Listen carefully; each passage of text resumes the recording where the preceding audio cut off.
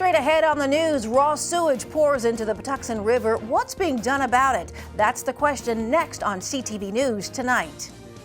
This particular leak is downstream of the drinking water reservoir, but it is nonetheless a public resource. And if it's being turned into a sewer, I think people ought to care.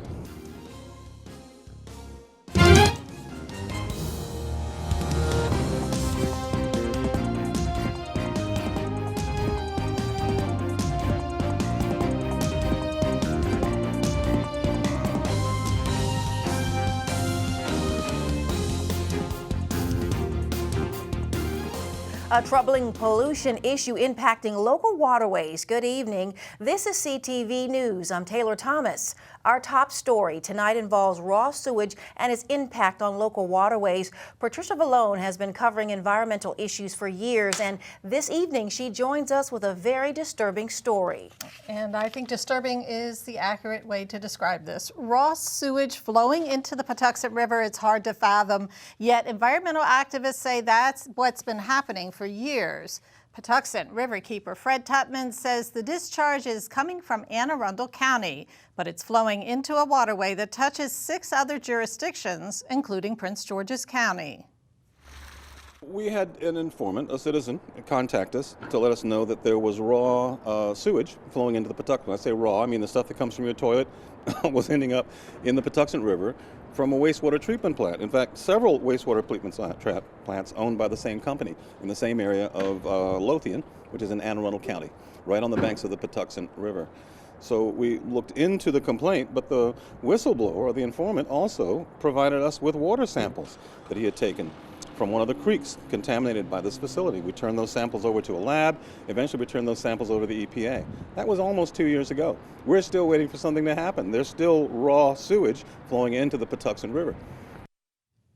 Now, Tutman says that he plans to meet with the EPA regional administrator this week.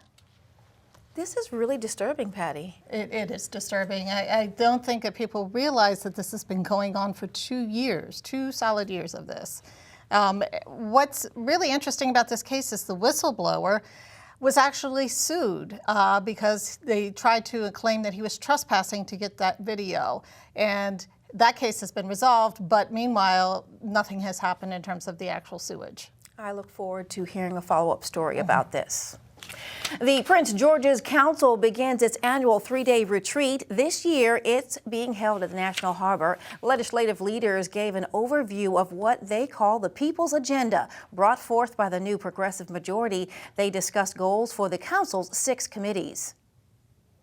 The agenda that we put forth is the right agenda for the community, and while people might say there's 2 factions, the reality is that we want to work with all. We are going to make sure that we work with all of the council members to put this forward. We believe that all the council members should be excited to push the people's agenda, and I just want to make it clear that our agenda is not anti-business or anti-developer.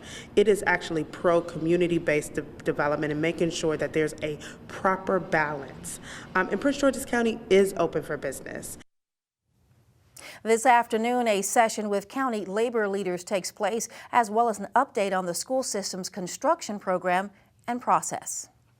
4 inmates were injured at the Prince George's County Jail during an altercation that involved 6 inmates.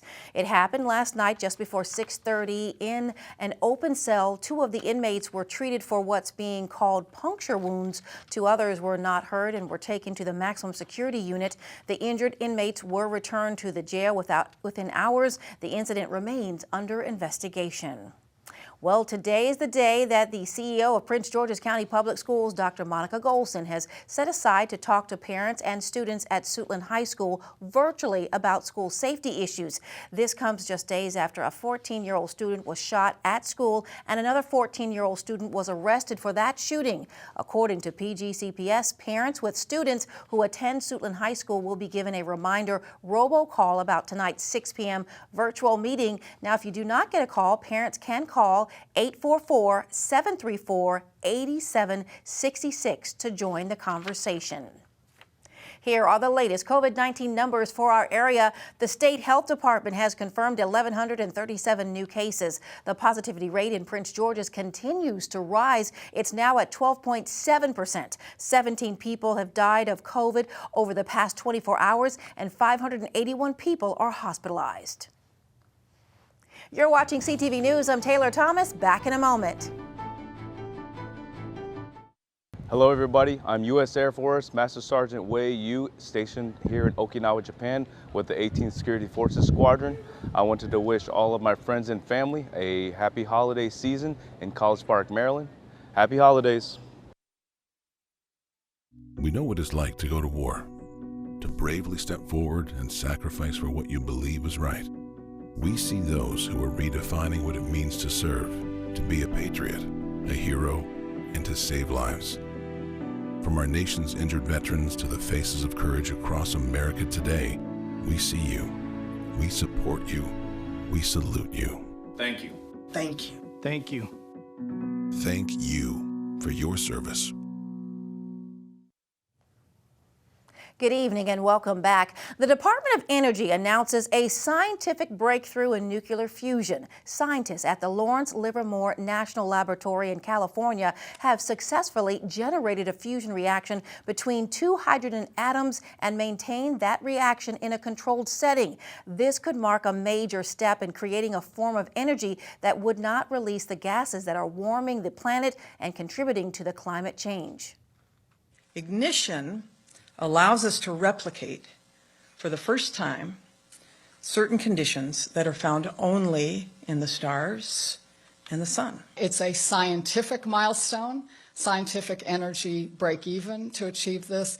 But of course, as with all of these kinds of complex scientific undertakings, it's also an engineering marvel beyond belief. And this duality of advancing the research, building the complex engineering systems, both sides learning from each other, this is how we do really big, hard things. So this is just a beautiful example.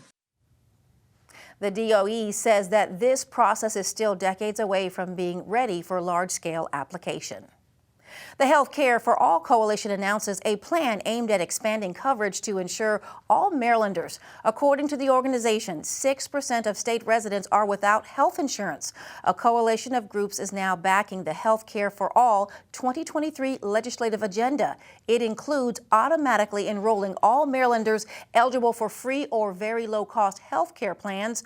Also, it calls for the creation of subsidy programs for individuals and small employers to make private insurance more affordable. It would also remove immigration status as a barrier to health care coverage for Marylanders who might otherwise be eligible. The plan has the backing of several organizations and labor youth immigration advocacy groups and the NAACP.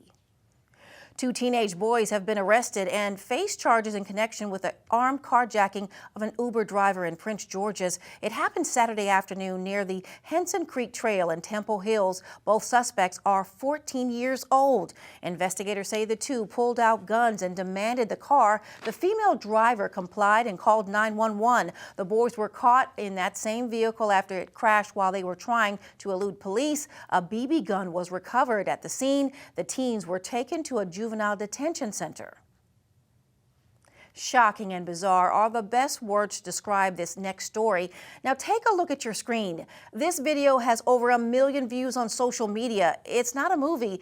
In it, a pit bull is literally attacking a car with a woman sitting inside. The woman, who was bit by the dog after running back to her vehicle, thought she was safe and the ordeal was over, but it was not. This massive dog started chewing the wheel arches of her Tesla and then tore off a part of the door frame before police tased the animal. The dog's owner has agreed to have it euthanized.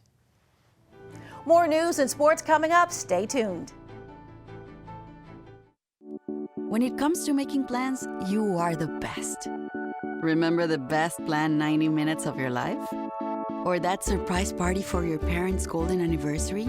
You get the golden planning. The same way you plan each detail for those moments, start planning to protect you and your loved ones from a natural disaster. Sign up for local weather and emergency alerts. Prepare an emergency kit and make a family communications plan. Protecting your family is the best plan you can make. All right, let's take a look at sports. Some University of Maryland athletes ditched their footballs for children's books this morning. 5 football players, including Maryland native Roman Hemby, read to 3rd graders at Joanne Lealick Elementary School in Silver Spring today. Hemby, who is a freshman running back, read the book called I Am Every Good Thing, that is. After the story time, the student athletes also passed out free books to the young readers. This was all made possible by the school's partnership with the Best Is Ahead Foundation and Everybody Wins DC. Today we are here as part of our Story Time program, which brings volunteers in to read live with a group of students. So having the players from the Maryland football team through the Best Ahead Foundation is an amazing chance for the student athletes to serve as our reading role models for the kids. This program, Story Time, is all about bringing readers to model for our students a love of reading. Yeah, I had an experience to read a book that I thought was really cool. It talks about stuff that we can use in society today. Just helping the youth, and they'll be in our position soon, so it's cool to kind of give back. The group, the Best Is Ahead Foundation, works with University of Maryland football players by guiding them through NIL opportunities, through community service work in the Baltimore and Washington metro region. It is sports. Laurencia, this is your world. You're so right, Taylor. Now here's a brief look at sports coming from me. Now, last night the Washington Wizards fell to the Brooklyn Nets, and the Wizards are now on a 7-game losing streak. After the game, Brooklyn Nets star Kevin Durant spoke about how valuable Bradley Beal, who's out with an injury, is to this team. I mean, he's a Hall of Fame All-Star scorer, player, calling him just a scorer is diminishing who he is. I mean, you take that away from your team, you're trying to figure out where that presence is going to be, that impact is going to be felt from. So, and then you got Rui hurt, then you got Porzingis was out the second half, so they've been hit with some injuries, and it's felt like it's been like that for this team the last couple of years. But when they all on the court, they got a lot of talent, and once they put it all together, I know they'll go off on a run. The Wizards look to bounce back against the Denver Nuggets tomorrow at 7 o'clock. Now moving on, following their 14-week bye, the Washington Commanders get their rematch against the New York Giants this Sunday. Leading up to the game, the team made some roster moves that have a lot of fans on the edge of their seats. QB Carson Wentz, who has been out since week 6 with a fractured finger, was activated to the 53-man roster, and starting center Tyler Larson was moved to the injury reserve. And now sticking with football, one of the Terp Stars, junior wide receiver Raheem Jarrett, announced today that he will be entering the 2023 NFL Draft. The draft does not take place until April of next year, and we'll have more on that story later on this week. And that's your CTV Sports Update. You know, Laurencia, we're not really hearing a lot about people leaving college early, so this is kind of exciting. It really is, and he's a very good player, so I think he will do good in the draft. All right, expecting great things from my Terps. Well, a local radio DJ is doing her part to help children living in homeless shelters this holiday season feel a bit of the Christmas spirit. Asia from Magic 102.3 is hosting her annual Ugly Sweater Day Party Toy Drive. It's something that she has been doing locally for the last 7 years as a way to give back. A lot of people probably don't know that I'm actually a single mom. I was a teenage mom, and I remember one Christmas that I could not afford to go home, and there was this one woman that took it upon herself to make sure that me and my daughter had an amazing Christmas. And it was because of that moment, it was because of how I felt. I was like, when I get the opportunity, when I'm able to afford to do that for somebody else, that I'm going to pay it forward. They're looking for new unwrapped toys and essentials for children from infants to 18 years old. The Ugly Sweater Day Party, which is held their 7th year, will be held Sunday, December 18th from 4 to 10 p.m. at 5S Lounge in Bowie. The toys collected will be given to the Angels Watch Shelter. Let's take a look now at our weather forecast. Tonight, partly cloudy with a cold low of 23. Wednesday's forecast, cloudy, highs in the 40s, but expect a wintry mixture overnight. Lows around 31 degrees. Thursday, a wintry mix with high temperatures in the 40s. Friday, mostly sunny and highs around 48 degrees. And that's your CTV News Update. I'm Taylor Thomas. With Laurencia Moten. Good night. Good night.